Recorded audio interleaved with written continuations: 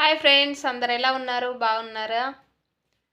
Home tour and cleaning section అయితే చెప్పాను కదా ఫ్రెండ్స్. చూడండి, మా బట్టల ముళ్ళలు అయితే పార్ట్ 1 అయితే అయిపోయింది.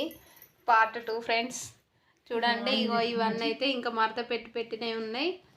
ఇవి వచ్చేసి ఇంకా మడత పెట్టాలి. ఇంకా బంగ్లా పైన ఉన్నాయి, ఇంకా 2 బంగ్లాల పైన ఉన్నాయి. బట్టలు అయితే ఇంట్లో ఎన్ని ఉంటాయో అన్న అయితే మొత్తం విండేసినాం ఫ్రెండ్స్. ఇది మా పరిస్థితి. ఇంకా మడత పెడితేనే ఉన్నా.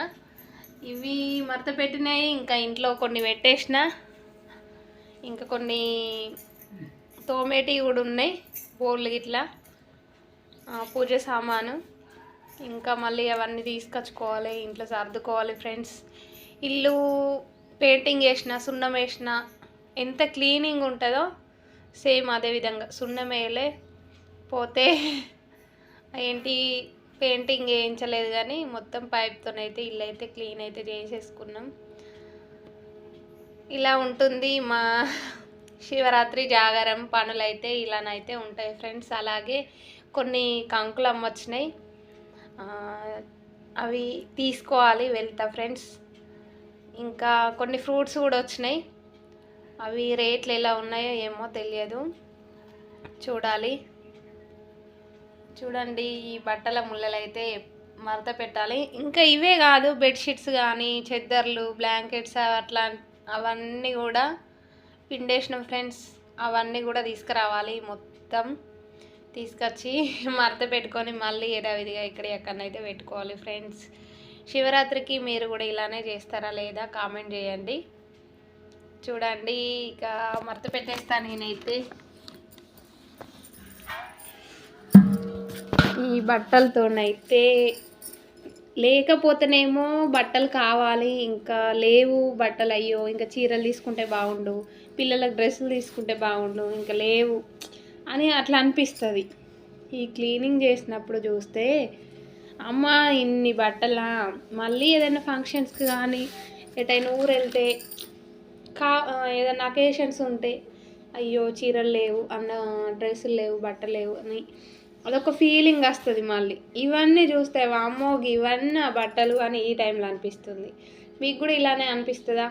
కామెంట్ చేయండి. నా వరకు అయితే వీటిని పిండడానికైతే చుక్కలు కనిపించినాయి. ప్రొద్దున మార్నింగ్ స్టార్ట్ చేస్తే ఇప్పుడు టైం వచ్చేసి అయితే 4 o'clock అవుతుంది, 4 గంటలు అవుతుంది. కొంచెం సౌండ్ వస్తుంది, సౌండ్ని అయితే కొంచెం ఇగ్నోర్ చేసేయండి, ఎందుకంటే పక్కకి గిర్ని ఉంది.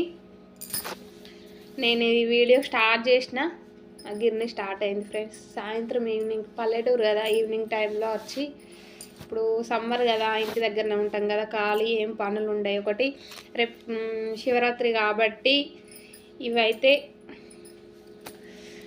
పిండి వంటలు చేసుకుంటారు కొంతమంది, అందుకని చెప్పేసి ఏమన్నా మక్కలు వేయించి సత్తి ముద్దలు అవి చేస్తూ ఉంటారు కదా, అట్లా కొంతమంది పట్టించుకపోతారు పిండి, కొంతమంది బియ్యం పిండి వంటలు చేయాలనిపించిన వాళ్ళకు ఒక్కొక్కరు రవ్వ లడ్డు, బొంది లడ్డు, ఎవరిష్టం ఉన్నది వాళ్ళైతే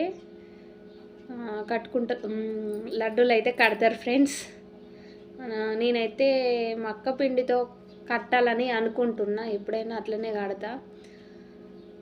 మక్కలు దొరుకుతేనేమో అలా చేస్తా, లేదంటే ఊరుకుంటా ఫ్రెండ్స్. కంకులు అయితే తీసుకున్నా కానీ పచ్చి కంకులతో ఏం చేయగలుగుతాం, ఏం చేయలేము.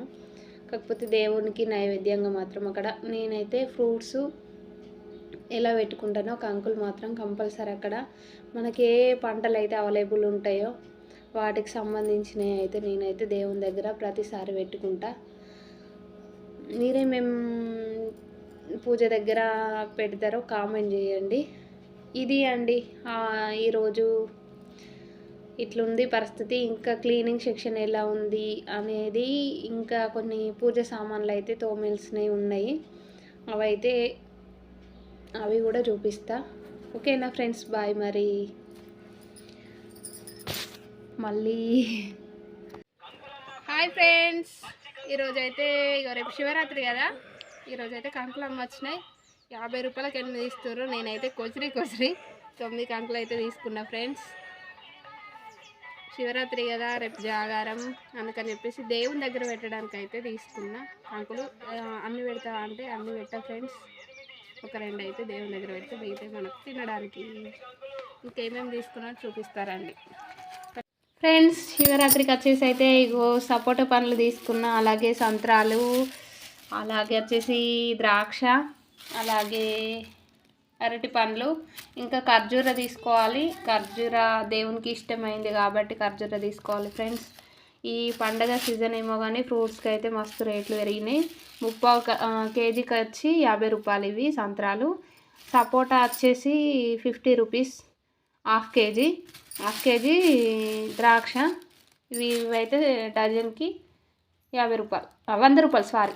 Okay friends, bye. మరి చూడండి, ఇదిగో పూజ సామాను కూడా క్లీన్ చేసుకోవాలి.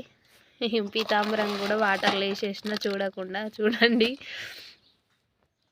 ఇట్లా ఉంది పూజ సామాన్, ఇంక ఇంట్లో ఉంది, అది కూడా తీసుకురావాలి. తీసుకొచ్చి అవన్నీ అన్నీ క్లీన్ చేసేసుకోవాలి. క్లీన్ చేసిన తర్వాత ఎలా ఉన్నాయో వీడియోనైతే పెడతా. ఓకేనా ఫ్రెండ్స్? మరి ఫ్రెండ్స్ చూడండి, ఈ పూజ సామాన్ అయితే ఈ విధంగానైతే క్లీన్ చేసేసుకున్నా. చూడండి మంచి నీట్గా అయినాయి. ఇదిగో ఇలా అవైతే చెమ్మలు ఇలా అయితే క్లీన్ చేసి పెట్టుకున్నా.